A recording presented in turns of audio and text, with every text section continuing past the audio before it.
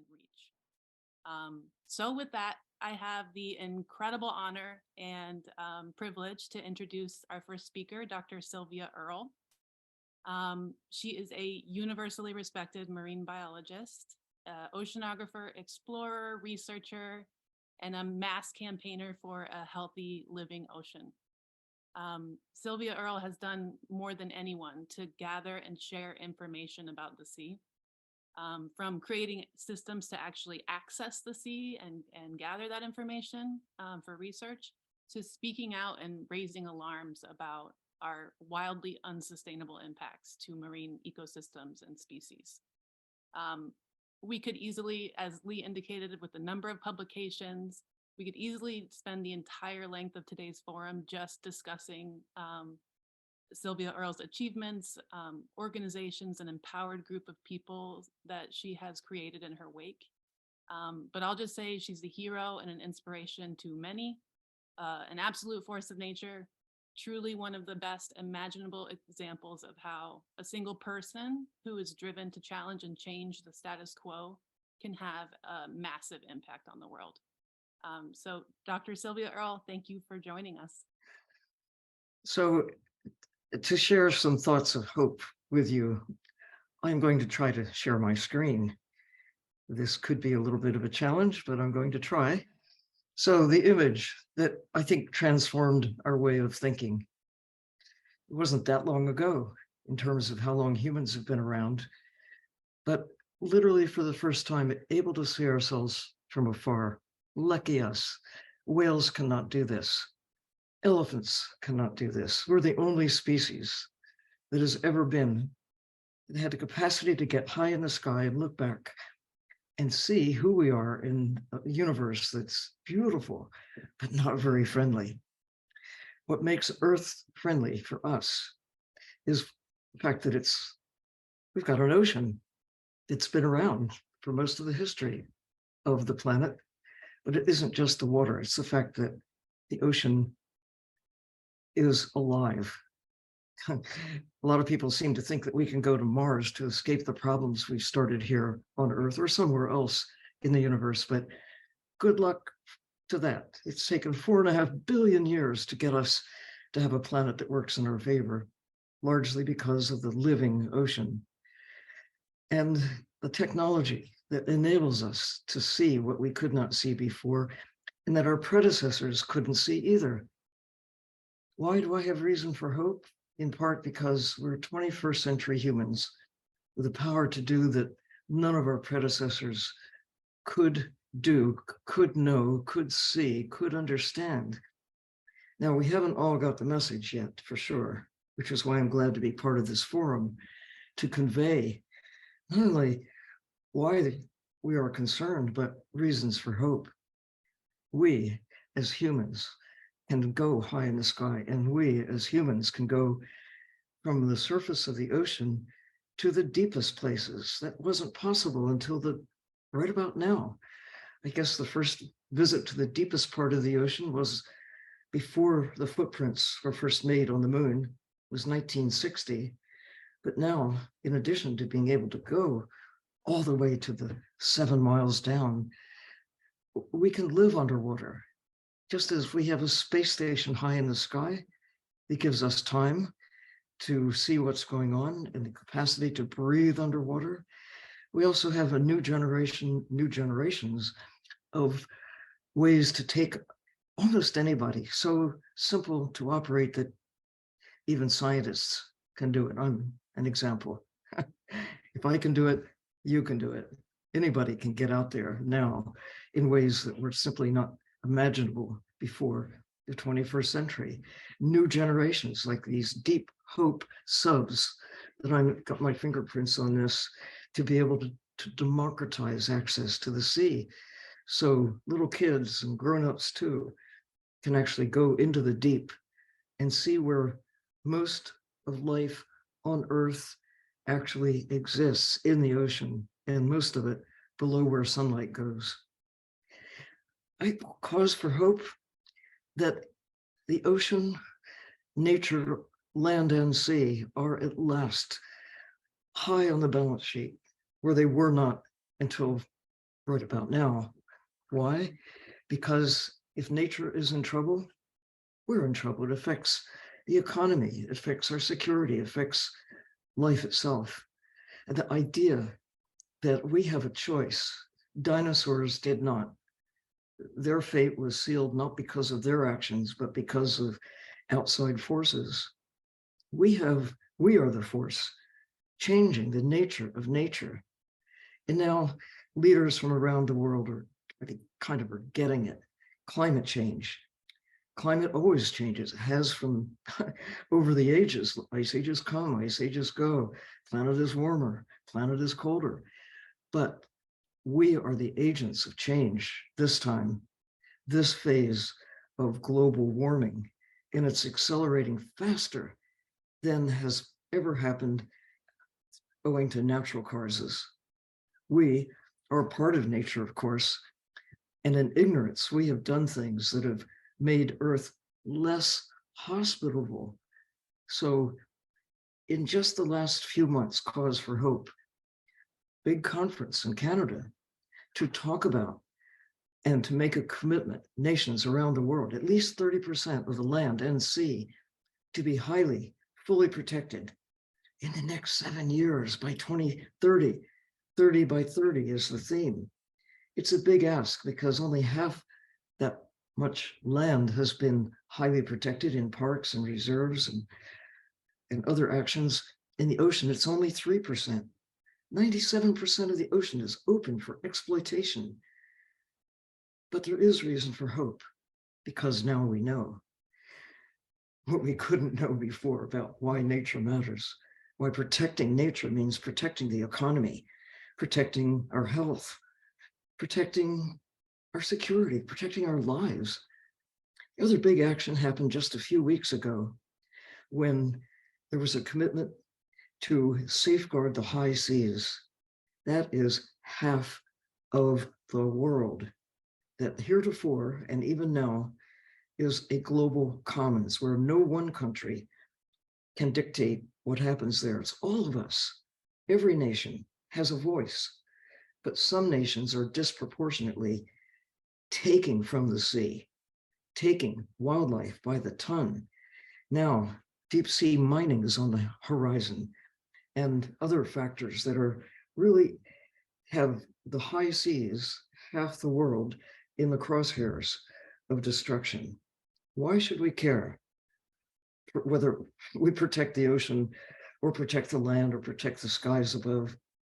Because changing the nature of nature has consequences, and we're seeing it with climate change, with more ferocious and more frequent storms, in addition to the warming. The deep sea mining, we couldn't access the deep sea until right about now. But now we have, for the first time, the capacity to get down into the deep sea and take those little nodules that live, or they do live because these little manganese nodules that look like little pieces of coal, little chunks of rock, they're alive. They're growing through the actions of microbes. It takes millions of years to make even a single little fist-sized living rock. Unfortunately, they take out of the seawater the metals that are now in the crosshairs of the products that people desire for the green revolution, lithium, cobalt, and not the manganese, although that is there along with a host of other minerals, but the sacrifice of life, the great diversity of life that makes the ocean alive, keeps Earth alive, keeps us alive. These are part of the reason for concerns right now, the diversity of life in the ocean as well as on the land. What we do or fail to do right now on our watch. The chemistry of the ocean is changing along with the temperature. And these are actions owing to our activity. The polar regions are especially sensitive to warming. We're seeing a heightened loss of ice in the Arctic and in the Antarctic.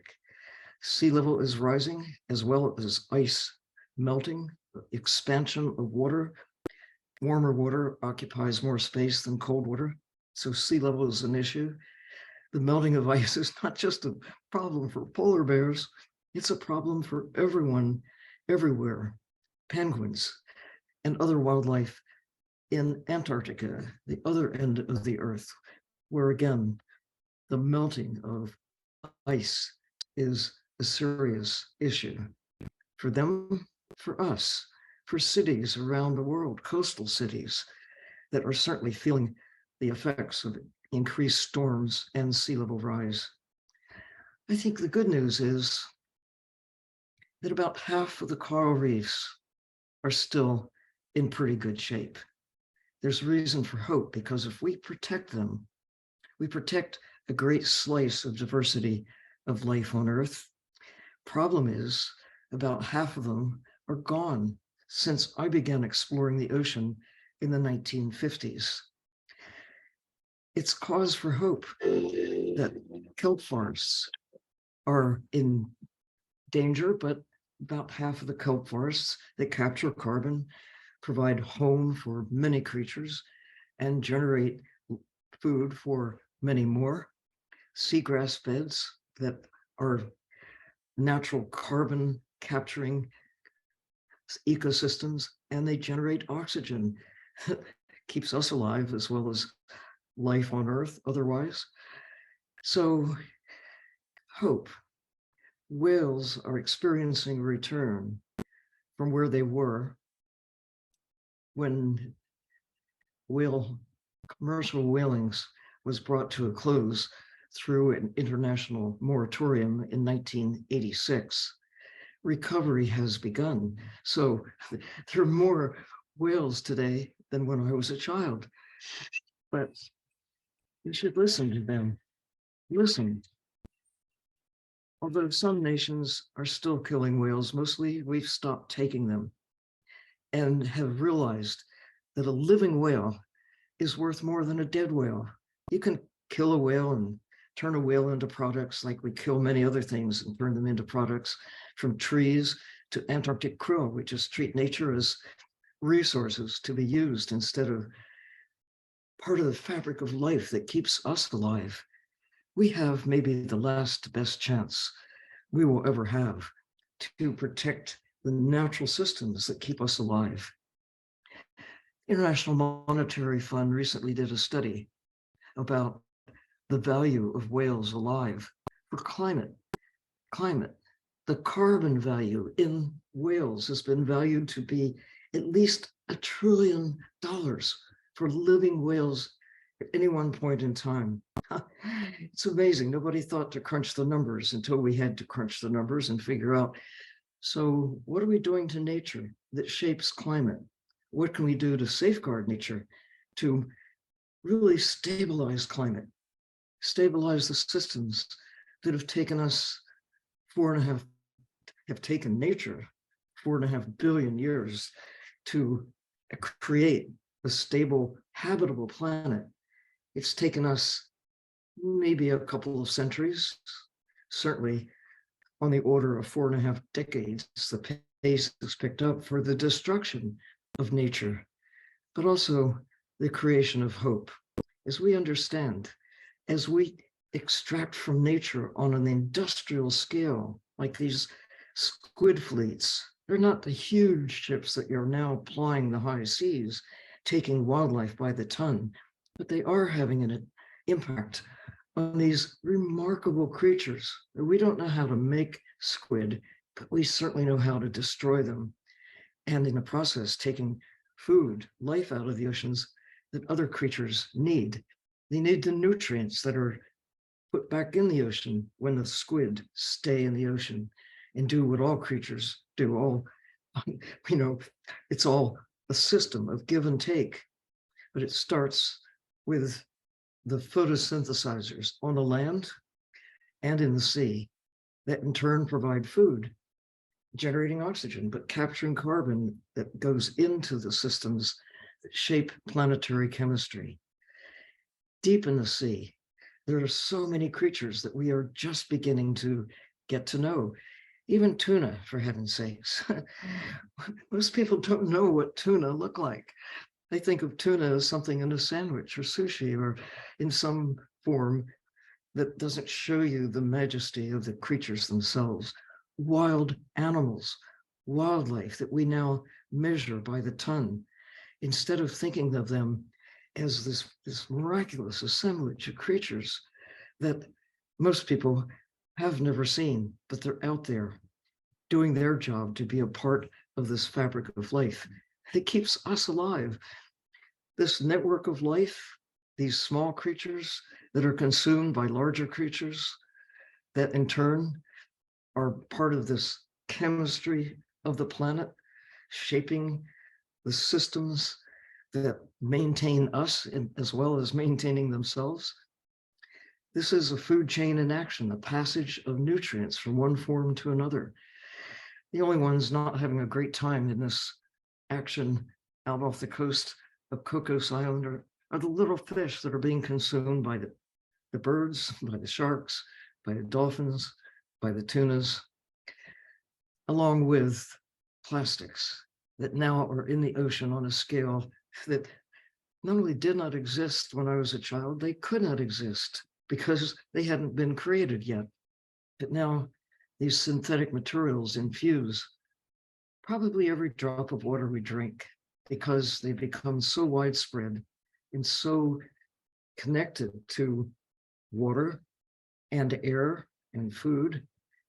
They are at a micro scale, nano scale that are in the water we drink, but they're also a form of entanglement of creatures in the sea. Good news, there are kids out there, grown-ups too, who are retrieving as best we can what's been put into the ocean.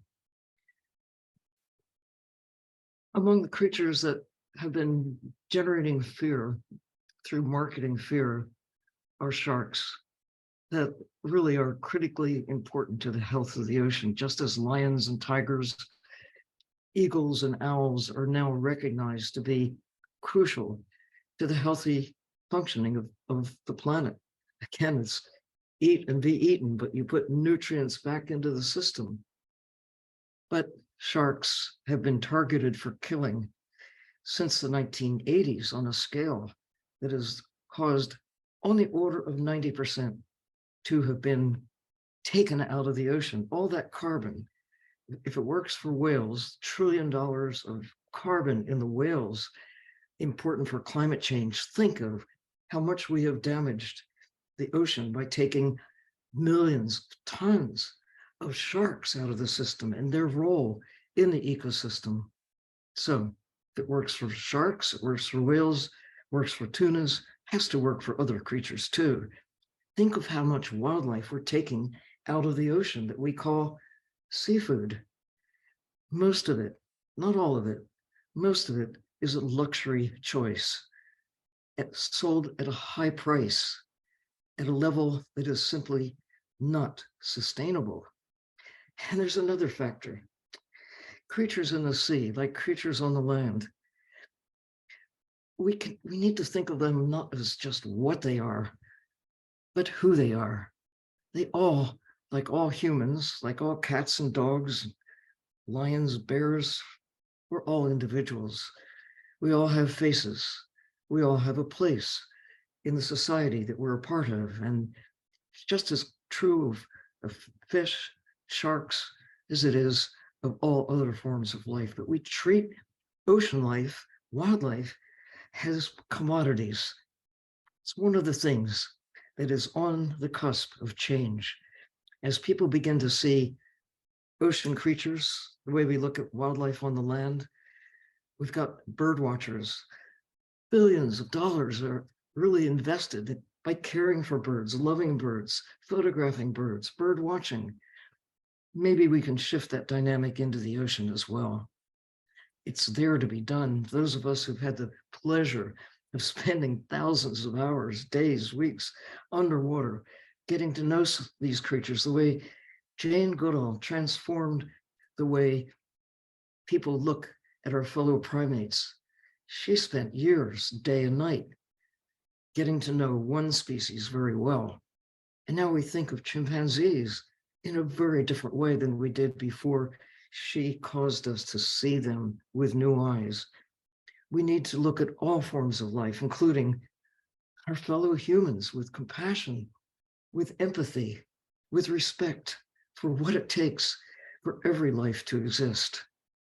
And while we do have to eat something, including wildlife on the land and in the sea in some measure, we have to eat something. And some people do require wildlife for their sustenance, but that's not true for this destination, for the thousands, the millions of tons of wildlife extracted from the sea over every year, on the order of 100 million tons of wild animals taken out of the ocean, largely to serve a choice, not a necessity. It's encouraging. Why? Because the kids kind of get it more than some of us grown-ups. They are the reason for hope, I think, more than most. In Hong Kong, the kids are mobilizing to save the sharks. I don't see that yet in other places, but Hong Kong is one of the crossroads for world trade of wildlife. If there, the kids can say, I'm not going to eat shark fins. If Yao Ming can say, big basketball player, step up and be an example saying, I'm never going to eat shark fin soup. I want to protect sharks. There's reason for hope.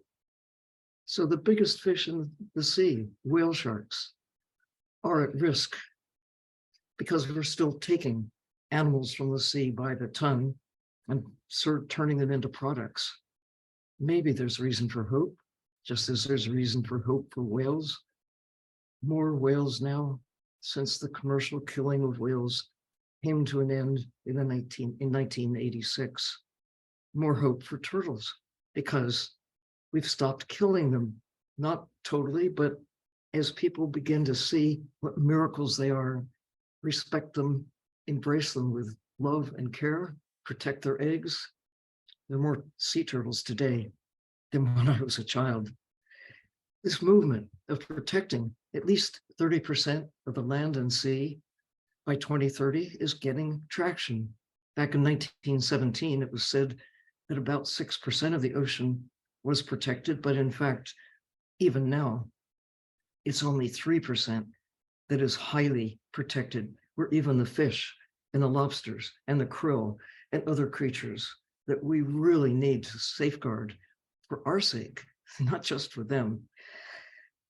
3% we have reason for hope, because a little organization that I started more than a decade ago is getting communities, kids, teachers, moms and dads, scientists to come together to find places around the world, now 150 areas that have champions and support from their communities to go from wherever they are to get to a better place.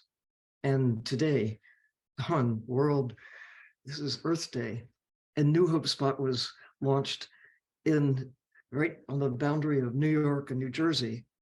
It's an industrialized area that has been improved in recent times because people just took it upon themselves to go from a bad place to get to a better place. Reason for hope, that people around the world are mobilizing to establish areas, nominate places that they commit to turning from a decline to recovery. Highest priority must be to safeguard places like the deep sea, in the high seas, wild places on the land, rivers that are still in good shape, and to embrace them, protect them because it protects us, but also to restore those places that have declined, that put us on this edge of catastrophe. We can see it. We can anticipate it. We've got the graphs. We've got the numbers. We've got the evidence. What we must really focus on is the will to go from what appear to be these inexorable tipping points to take us to a very dim future and tip in the right direction. make the turning point to recovery. I see it happening around the world. I see, and I hope you do too, plenty of reasons for hope. And as you heard in the introductory remarks, it starts with you. It starts with me. It starts with everyone. Everyone has not just the responsibility, we have an opportunity, every one of us, to use our power, the magnified power of knowing and caring. So I really thank you for allowing me to join you and to learn how to master the fine art of sharing the screen so that I can be with you and celebrate this day, this reason for hope.